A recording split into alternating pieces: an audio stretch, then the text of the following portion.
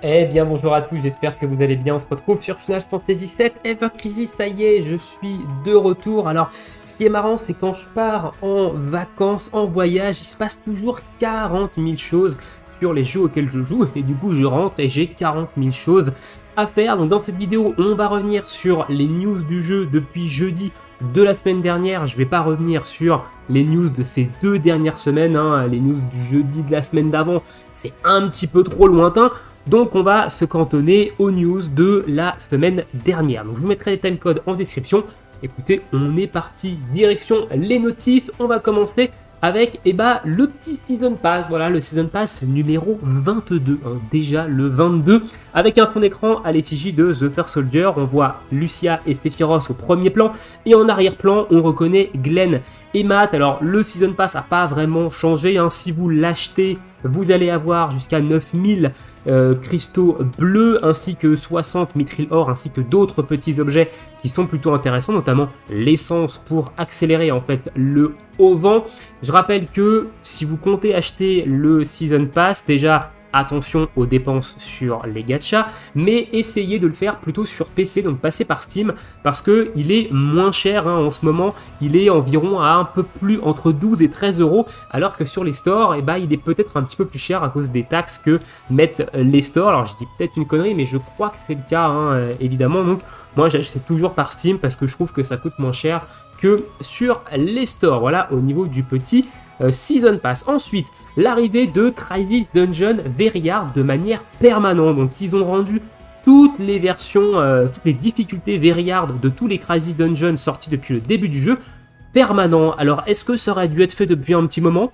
Oui, évidemment que oui, ça aurait dû être fait depuis longtemps, mais on connaît Aplibo Square Enix, ils sont toujours à la pointe de la nouveauté, hein. Non, je déconne, ils sont toujours à la bourre de plusieurs mois sur des choses qui auraient dû être là de base, hein. Va savoir pourquoi.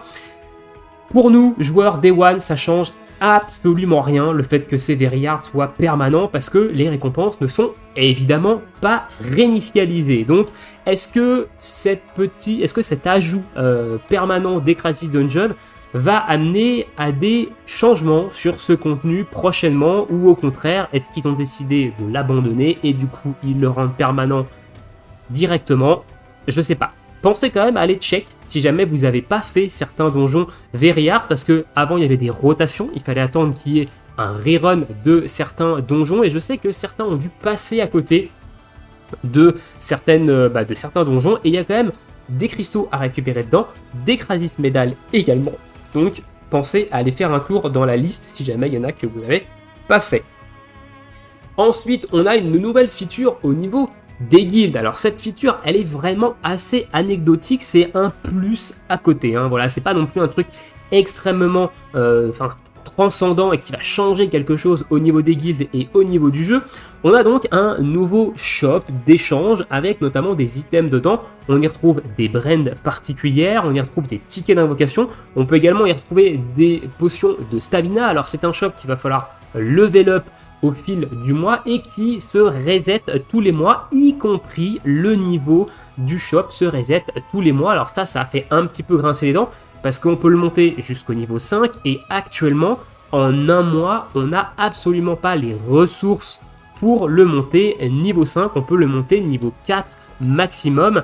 Donc peut-être qu'on aura des changements au niveau du gain de points de guilde, hein, les choses qu'on a de manière quotidienne quand les membres de votre guilde font leur quête quotidienne, et les points qui servent à augmenter actuellement les passifs, hein, du coup, peut-être qu'il y aura des changements à ce niveau-là, peut-être qu'on en gagnera plus afin de donner accès en fait à ce shop niveau maximum tous les mois.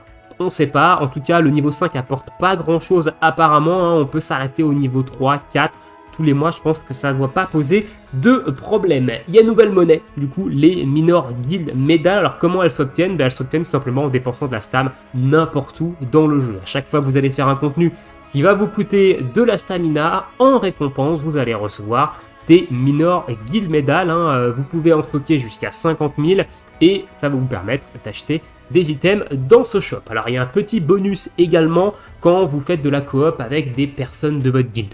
Donc si vous voulez vraiment optimiser au maximum le farming de ça, il va falloir farmer en coop avec des personnes de votre guilde. On va se rendre vite fait dans la guilde pour voir un petit peu ce que ça donne au niveau du shop. Alors nous, on l'a monté niveau 2, on le montrera niveau 3, je sais pas si on le montrera niveau 4, hein. Je pense qu'on ira débloquer notamment les potions de stam, parce qu'au niveau 2, on n'a pas de potions de stam. On a néanmoins une multi ticket 3 étoiles et plus, un ticket 5 étoiles garanti. Donc ça fait toujours plaisir. Et on a des nouvelles brands. Alors si vous avez fait attention, les logos sur les brands ne sont pas les mêmes que les brands 5, 4 et 3 étoiles qu'on obtient via les autres contenus et les événements. Ici on a des brands attaque magique, attaque physique. Ici des brands défense physique, défense magique. Et on n'a pas de HP et de heal. Mais du coup, en fait, ces brands-là, elles vont vous garantir des statistiques, notamment des augmentations de dégâts de ces habilités, je crois, quand vous allez les utiliser sur des armes. Et celles-ci, elles vont vous garantir de la PDF et de la MDF dessus. Donc, ça peut être quelque chose d'intéressant hein, à aller récupérer si vous voulez vraiment optimiser au maximum. Mais il n'y en a pas énormément dans le shop. Il y en a une ici et on en rajoute peut-être, il y en a deux d'ailleurs, il y en a deux de chaque. Ça reset tous les mois, donc à coup de 2 par mois. Bon, ça va être un petit peu long, hein. Personnellement, je vais juste prendre les tickets d'invocation et quand on aura débloqué les potions de stamina, les potions de stam et les brands, on verra évidemment si j'ai du rab au niveau de mes médailles. Voilà, au niveau du shop de guild, donc au niveau de la nouvelle petite feature de guild. Ensuite, qu'est-ce qu'on a eu au niveau des news? On a eu la campagne des 11 millions de téléchargements. Alors 11 millions, est-ce que c'est beaucoup ou pas? C'est vrai que s'il y a des joueurs de Dokkan dans la salle, Dokkan on doit être pas loin des 400 millions je crois, un truc dans ce genre là, si c'est pas plus. J'avoue que je me suis arrêté aux 300 millions, mais ça doit être plus. Donc 11 millions, au bout de plus d'un an et demi de jeu, on est peut-être en droit de se dire que c'est que dalle quoi.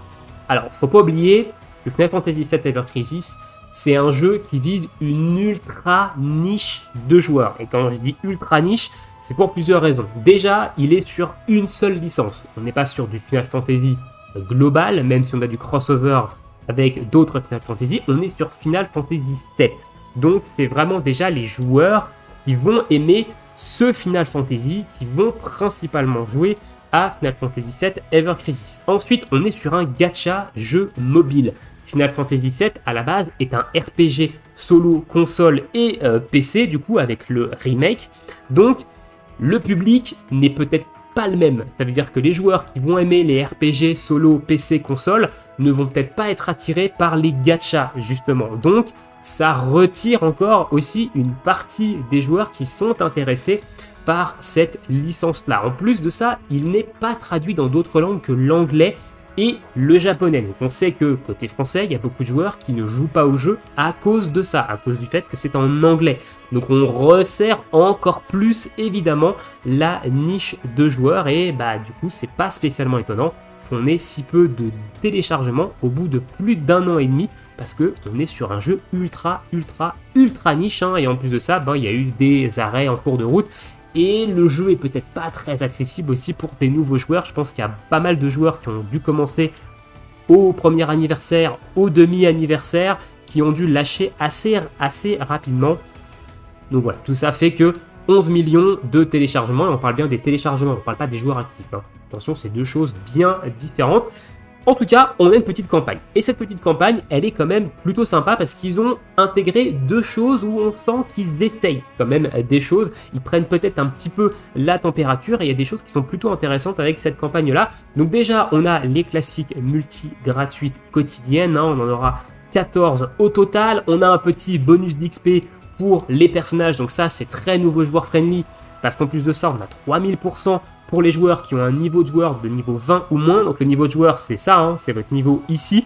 Et ensuite, on a 2000%. Donc ça fait que vous allez vraiment propulser vos personnages niveau 90 très rapidement si vous avez commencé le jeu il n'y a pas si longtemps. Ensuite, on a un logging bonus qui est plutôt sympa. On va avoir 10 Makogem de Gladius, donc qui est l'arme ultime de Matt, l'arme ultime du mois de juin, 1500 cristaux, ainsi que d'autres choses, on ira le voir juste après. On a également un x2 sur les récompenses des premiums, des weapons et des synthetis quest, donc ça c'est cool parce que les premiums, maintenant elles nous donnent des mithril or, donc ça fait beaucoup plus de mithril or à récupérer.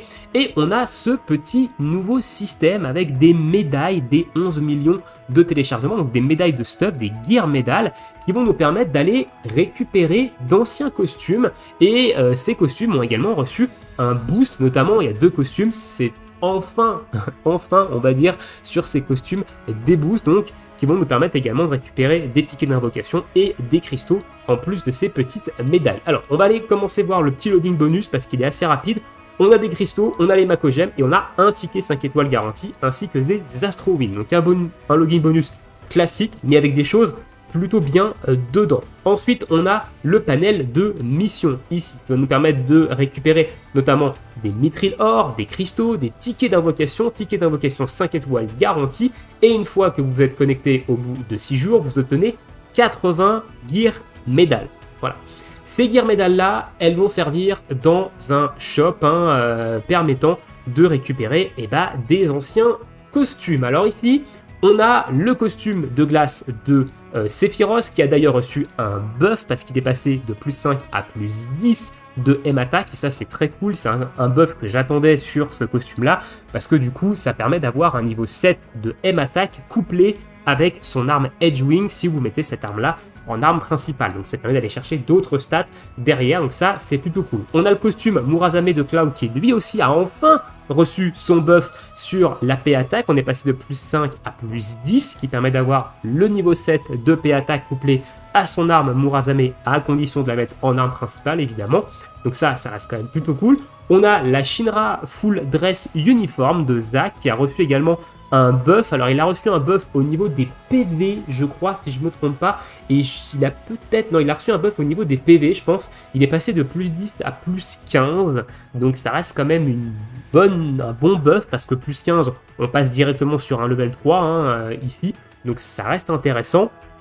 C'est pas son meilleur costume, mais c'est un costume qui est quand même cool sur Zack de manière globale. On a l'Electro Armor de Barrett, qui est un costume vraiment très fort. C'est son deuxième meilleur costume si vous n'avez pas pull sur Rebirth. Et encore, ça peut se discuter, parce que c'est un costume très très polyvalent ici. Il a reçu un buff au niveau des PV, il est passé de plus 10 à plus 15, donc c'est cool. Barrett étant un tank, avoir plus de PV, et évidemment on prend.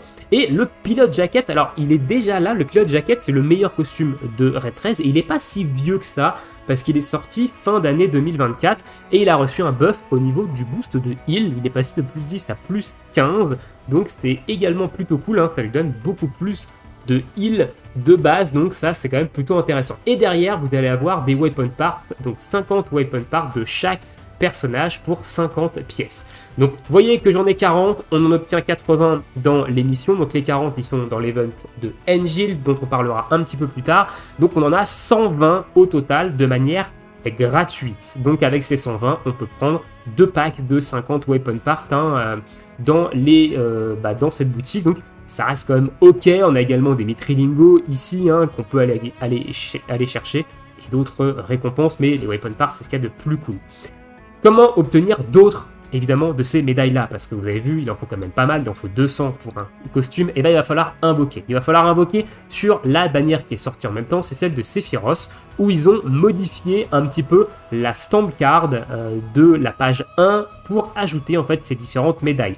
Ils ont d'ailleurs rajouté une garantie au niveau 2, au stamp 2, et un 4 étoiles et un 5 étoiles et plus garanti au stamp 4. Je crois qu'avant ça n'y était pas ça, on avait que le garanti au 6 et au 12. On va d'ailleurs aller voir, on va jeter un coup d'œil sur Glenn. Et voilà. Ah si, sur Glenn on avait quand même le 5 étoiles et plus sur le stamp 4, mais on n'avait pas au stamp 2, donc ça c'est quand même plutôt cool parce que si vous faites la première page sur Sephiroth, vous allez avoir de quoi récupérer évidemment son costume, vous avez une OB1 garantie sur Sephi, et en plus de ça vous allez pouvoir récupérer un autre costume grâce aux pièces que vous allez avoir ici, donc c'est plutôt cool. Et moi honnêtement je vous avoue que je me tâte à faire la première page de Sephi, on en parlera quand je parlerai de la vie sur la bannière. Mais il n'y a pas que ça qui est arrivé avec cette campagne des 11 millions de téléchargements. Il y a également eu quelque chose par rapport aux armes ultimes. Et les armes ultimes, ils avaient fait une annonce déjà qu'elle allait avoir des petits changements au niveau, qu'ils allaient changer quelque chose au niveau des Makogems et qu'ils allaient du coup rembourser aux joueurs les Makogems qui avaient été dépensés pour prendre des Brand et pour prendre des Astro Wind. Alors, tout le monde, je dis une grande partie des joueurs, évidemment, attendaient à ce qu'il y ait de l'échange de Makogem entre les différents personnages. j'avais dit sur Discord, ça sera pas ça, c'est sûr à 100%. Ça sera un truc via des invocations. Et j'avais même dit que j'avais peur que ce soit via des invocations derrière des cristaux rouges, donc derrière des cristaux payants. Et que ça allait pas du tout être un truc qui allait être le hyper free-to-play friendly. Alors, ça reste free-to-play friendly, ce qu'ils ont mis en place. Ils ont mis en place en fait le même système que lors du premier anniversaire avec les Makogems premier anniversaire qu'on pouvait dropper à partir de la bannière de Tifa et qui permettait de récupérer soit des Makogems de l'arme de Ketsit, soit des Makogems de l'arme de Sephiroth. Donc là, ils ont fait pareil avec les 11 millions de téléchargements, sauf que là, le pool d'armes ultimes est plus conséquent. On a celle de Sephi, on a celle de Ketsit, mais on a également celle de Iris et celle de Yuffie, ainsi que celle de Matin, qui est évidemment l'arme ultime du mois. Donc, quand vous allez invoquer sur les bannières du mois de juin, donc ici, il n'y a que sur Sephiroth que vous allez obtenir ces Makogems là, vous allez obtenir ces Makogems, donc 10 Makogems par multi, que vous allez pouvoir échanger contre les Makogems ici, afin de compléter en fait une arme ultime que vous n'avez pas obtenue.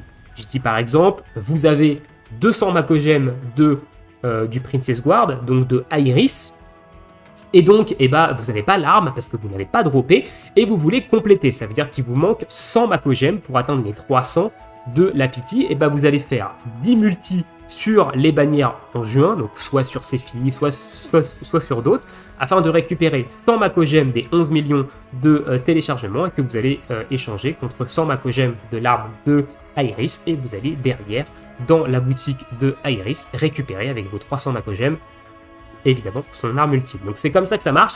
Je trouve le système plutôt intéressant, voilà, parce que je vais vous montrer un truc, mais si jamais ils avaient vraiment fait ce que les joueurs, ce qu'une majorité attendait, c'est-à-dire faire un échange de Makogems 1 pour 1, par exemple, j'échange des Makogems de Tifa contre des Makogems d'un autre perso dont j'ai pas l'arme ultime, ça aurait été full craqué. Vous le voyez ici, j'ai l'arme ultime de Tifa, j'ai 110 Makogems, j'ai l'arme ultime de Iris, j'ai 300 Makogems, donc si c'était un échange, j'aurais pu récupérer n'importe quelle autre arme ultime sans rien faire, vraiment full gratos. Hein. Ici, j'en ai 120 sur Yuffie, mais j'ai pas son arme. Ketsit, j'en ai 150, mais j'ai pas son arme aussi. Vincent, j'ai son arme, mais j'en ai 220.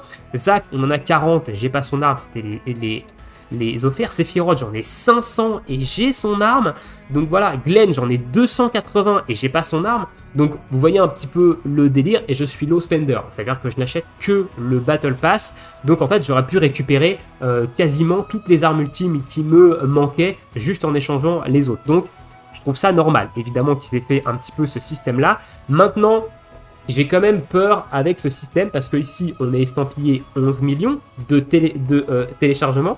Est-ce qu'ils vont nous faire un truc comme ça tous les mois? Ça veut dire qu'ils rajouteront au fur et à mesure des armes ultimes dans un shop. On aura un nouveau shop avec d'autres armes, avec d'autres Makogems. Et du coup, chaque mois, il y aura une Makogem un petit peu universelle, entre guillemets, qu'on droppera sur les bannières et qu'on pourra échanger petit à petit pour compléter en fait les armes ultimes qui nous manquent. Ou au contraire, est-ce que ce sera que pendant certaines célébrations et que du coup, il faudra attendre, et que là, on est sur les 11 millions de téléchargements, et qu'on ne reverra peut-être pas ce système avant les 2 ans. Voilà. À voir un petit peu comment ça va se mettre en place, mais du coup, je trouve ça quand même plutôt bien ce qu'ils aient fait, ce système-là. Alors maintenant, évidemment, la question, c'est que faire des Makogems que vous avez en rab et dont vous avez déjà l'arme ultime? Parce qu'ils nous les ont rendus, du coup. Et moi personnellement je vais les garder, je vais attendre, sinon il faut reprendre en fait des Astrowind et des Bright. Voilà, parce qu'il n'y a pas d'autres trucs à faire, alors à moins qu'ils rajoutent d'autres choses dans la boutique dans un futur lointain, moyen lointain. Bref, pour l'instant il n'y a rien d'autre à faire que ça si vous avez déjà l'arme ultime du personnage. Hein. Voilà, bon personnellement je vais attendre parce que j'ai pas trop besoin de Brand ni autre, mais bon, c'est un petit peu dommage, mais du coup, c'est un système qui est surtout mis en place pour ceux auxquels il manque des armes ultimes. C'est sûr que les gros cash players qui balancent plus de 90K par mois, qui s'assurent l'arme ultime chaque mois, bon, pour eux, ça n'a pas trop d'intérêt. Je pense qu'ils vont reclaquer dans les brands. Et voilà. Donc voilà un petit peu au niveau des armes ultimes, un petit peu ce que j'en pense de leur système qu'ils ont sorti et que je trouve quand même plutôt ok. Allez, on va accélérer parce qu'on est déjà à 20 minutes quand même. Il nous reste quelques petites choses à voir. Alors, on a eu un petit problème au niveau de la Guild Battle. Hein. La Guild Battle a été du coup reportée et elle a démarré en fait, il a démarré, les matchs officiels ont démarré hier matin.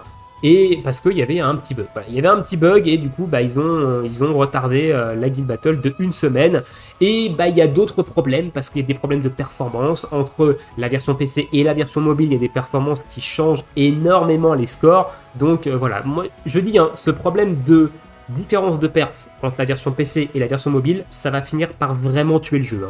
S'ils font vraiment rien pour améliorer grandement les performances sur mobile et que le jeu soit plus ou moins équivalent à la version PC sur les appareils mobiles, ceux qui vont jouer que sur mobile vont vraiment commencer à se barrer du jeu et c'est un truc qui va vraiment tuer le jeu à la longue.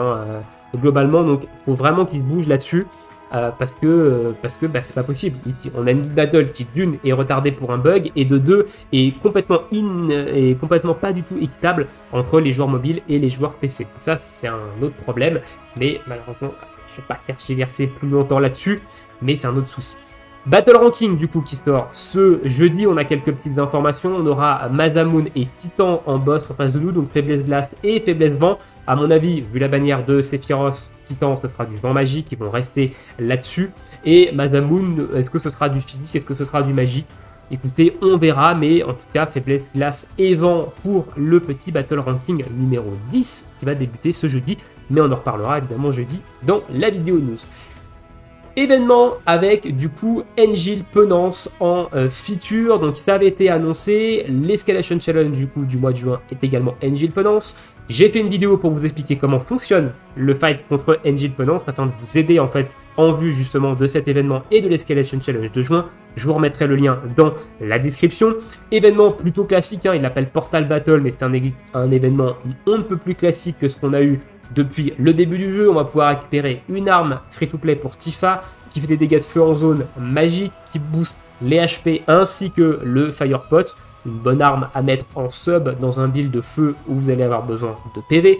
Et on va également pouvoir récupérer des weapon parts de Tifa ainsi que plein d'autres évidemment objets. On va aller voir ça directement dans l'événement, mais c'est plutôt classique. Donc au niveau des échanges, l'arme free-to-play, ticket d'invocation 5 étoiles, des memories du coup pour le sphérié de rôle, du ticket d'invocation 4 étoiles et plus et classique, de la memory de perso, et dans la deuxième partie, des mithril or, des items de création de matéria, des weapon parts de Tifa, ça fait plaisir, les petits temps, les matériaux classiques qu'on a dans ce genre de boutique, de nouveaux récipes de matéria pour la Fire et la Fire Blow avec le sigil croix dessus. Voilà, donc c'est des très bonnes matérias à aller crafter. Maintenant, c'est un peu la nouvelle méta des matérias, vu qu'elles ont du Fire Pods dessus et que ça augmente quand même pas mal vos dégâts. On a des Mitrinigo et une petite ruine 5 étoiles qui n'est pas non plus extraordinaire dessus, mais c'est toujours ça de prix.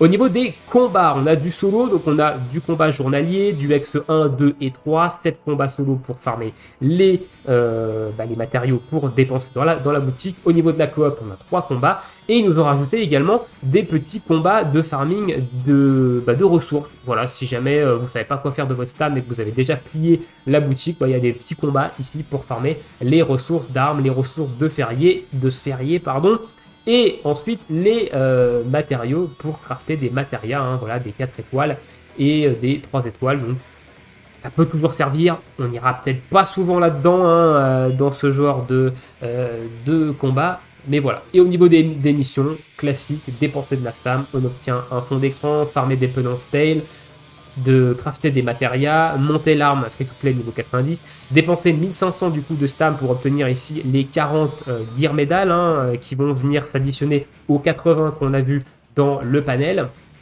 Ça fait les 120 et après classique, dépenser de la stam en coop et la petite dailies pour faire un combat dans l'événement et ça vous donne 50 cristaux.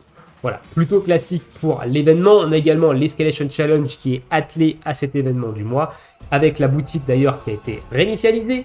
Avec ce nouvel Escalation Challenge, vous pouvez aller récupérer du coup de nouveau les 20 tickets d'invocation. Sachez que si vous voulez vous assurer de pouvoir récupérer les 20 tickets à chaque reset de boutique, donc ça veut dire un petit peu tous les 3 mois environ, et il va falloir faire tous les niveaux 15. Alors là, je vois que ça reset le 37, donc ça reset pas à la fin de ce mois-ci, mais ça reset à la fin du mois prochain. Donc dans 2 mois. Et voilà. Donc faites au moins le niveau 15. Ça vous assure un petit peu des médailles pour aller récupérer des tickets, surtout qu'il est plutôt accessible celui-ci. Je vous remets évidemment, comme j'ai dit, dans la description, la vidéo dans laquelle je vous explique le combat.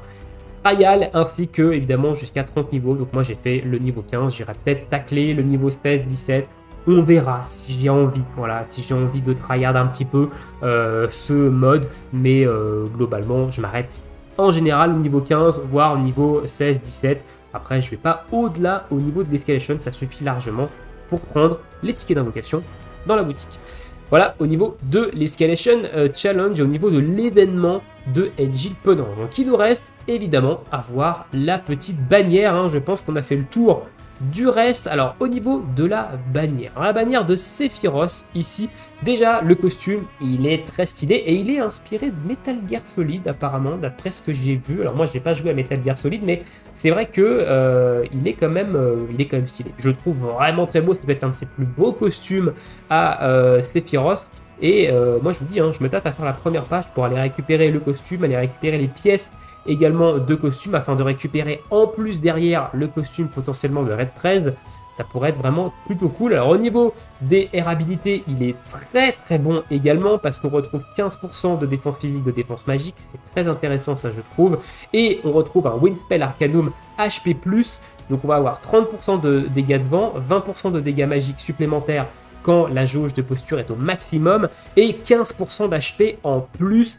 Donc le costume il est vraiment très bon hein, honnêtement, et on est sur de la magie vent. Et en fait, Sephiroth, il vient de Power Creep Cloud. Donc Cloud, la magie, le vent magique, c'était le dernier élément dans lequel il était le meilleur dans le jeu. Et bien maintenant, Cloud n'est meilleur nulle part. Voilà, le perso est redevenu, est reparti en fait au fond de la classe. Sephiroth lui a dit, t'es bien gentil là avec ton petit costume de Père Noël. Moi maintenant, c'est moi le roi en vent magique. Retourne jouer avec ton caca, et voilà. Donc c'est vrai que Cloud aujourd'hui, il est titulaire dans quasiment aucun élément. Alors peut-être encore en physique de foudre, parce que si vous n'avez pas Zack, il n'y a rien d'autre à côté, mais sur tout le reste, c'est pas malheureusement, il y a mieux. Il y a mieux qui est sorti, donc le pauvre Cloud, il est vraiment passé de personnage top tier un petit peu partout à nul tiers quasiment partout. Voilà, donc c'est un petit peu dommage. Au niveau de son arme, donc c'est une arme featurée, on va la prendre au B10, voilà, on l'aura dans les tickets et dans les wishlists. Attaque magique de vent jusqu'à 1120%, et si Sephiroth a 50% ou plus de PV, il met Enfeeble. Alors ça c'est très fort Enfeeble je trouve sur une arme de DPS, parce que Enfeeble, je rappelle que c'est un debuff qui va augmenter de 1 niveau les debuffs que vous allez mettre sur la cible. Donc, si vous avez un -3 en baisse de résistance au vent, avec Enfeeble, vous avez l'équivalent d'un -4. Donc ça vient vraiment augmenter beaucoup les dégâts que vous allez mettre sur les ennemis, et c'est très fort. Enfeeble c'est vraiment très fort, et là c'est la première arme featurée donc on va avoir avec cet aliment là. Donc c'est vraiment plutôt cool. En plus sur un DPS, comme vous allez spammer l'attaque, vous allez forcément refresh H24 Enfeeble, donc c'est vraiment très fort. Au niveau des air habilités, M attack et Windpost 46-39, c'est un bon ratio je trouve, hein, on est ok là-dessus. Et les spots de Materia, M attack et un petit boost de Sigil Triangle, ça reste quand même ok. Donc l'arme elle est vraiment très forte pour une arme featurée, et couplé au costume, il va mettre de sacrées tartes le Sephiroth, surtout que maintenant il a également accès au Weakness Exploit hein, via son arme du demi-anniversaire, donc il va frapper. Franchement, Sephiroth, c'est vraiment un perso qui va vraiment frapper ici en vent magique, et il éclate vraiment Cloud de très loin. Pour le coup, je pense qu'il lui passe bien devant. Donc voilà au niveau de la bannière de Sephiroth. On va finir avec l'arme ultime de Matt, voilà, qui est l'arme ultime du mois de juin, et qui est bonne, mais pas non plus mandatory. Ça veut dire qu'elle n'est pas non plus vraiment hyper strong au point de vraiment relancer le personnage. Iris reste quand même la top 1 en termes de heal. Donc 2 charges sur son arme ultime. Ça va heal de 40% du potentiel de heal tous les alliés. Ça va leur appliquer hâte pendant 15 secondes, et ça va également appliquer AMP Healing Abilité, qui va faire que le prochain skill de soin va faire 50% de soins en plus. Donc ça c'est un petit peu le truc, l'équivalent en heal de ce que donne l'arme ultime de Vincent avec les attaques magiques et les attaques physiques. Donc au niveau du skill, La hâte, c'est sympa, mais c'est vrai que l'arme de Iris qui, elle, donne plus 3 d'ATB à tout le monde, x2, donc plus 6 en tout, avec 2 utilisations, ça reste quand même plus intéressant que la hâte, je trouve, globalement, mais ça reste quand même une bonne arme sur le papier, même si je pense que celle d'Iris reste quand même meilleure que celle de Matt. Au niveau des air habilités, on a du heal et on a de l'ATB boost au Lali avec 25 points. Donc ce que ça va faire, c'est qu'au début du combat, vous allez augmenter de plus 2 l'ATB que vont avoir vos personnages quand vous allez commencer le combat. Alors ça, c'est une air habilité qui est très ranking friendly parce que on va pouvoir vraiment burst très rapidement et notamment dans les battle ranking où ça va faire la différence. Ce healing boost, donc cet ATB boost en début. Donc c'est une arme que je trouve ok tiers, mais qui va surtout briller, je pense, dans les rankings, plus que dans le reste. Maintenant, Matt a quand même pas mal de lacunes en termes de kit par rapport à Iris, qui elle a des armes vraiment hyper fortes. Donc son arme ultime, elle reste ok, mais malheureusement, ça remonte pas le personnage très haut, ça le rend ok dans certains contenus, mais Iris reste toujours le top du top, évidemment.